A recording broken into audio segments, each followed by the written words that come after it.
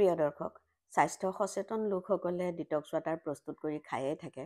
তথাপি নশিকাৰু কোনোবা এজন উপকৃত হ'ব বুলি ভাবিয়েই মই কেনেকৈ কমলাৰে ডিটক্স ৱাটাৰ প্ৰস্তুত কৰিলোঁ তাকে আপোনালোকক দেখুৱালোঁ। কমলা এটা ধুই বাকলি গুচাই ফুটিয়াই ল'লোঁ আৰু কটাৰীৰে মাজেদি কাটি ল'লোঁ। এইদৰে কাটি ল'লে পানী আৰু কমলা দুয়োবিধেই খাবলৈ খুবেই ভাল হয়। স্বাস্থ্য আৰু সৌন্দৰ্য একেটা মুদ্ৰাৰে ইপিঠি সিপিঠি নহয় জানো? স্বাস্থ্য আৰু সৌন্দৰ্য ৰক্ষাৰ কাৰণে আজোৱাইন, টুকমা, পদিনা আৰু ঠাণ্ডা দিনত গোট মাৰি থাকিলেও অকণমান মৌজোল দিছোঁ।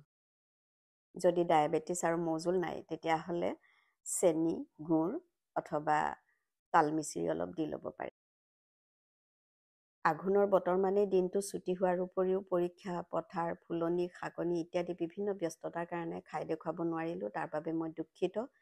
কমলাৰ বাকলিখিনি কেঁচুসাৰৰ বাল্টিত গোটাই ৰাখিলোঁ। ধন্যবাদ। ক'বলৈ পাহৰিছিলোঁ, মনত ৰাখিব ডিটক্স ৱাটাৰ সদায় চিচাৰ বটলত প্ৰস্তুত কৰিব।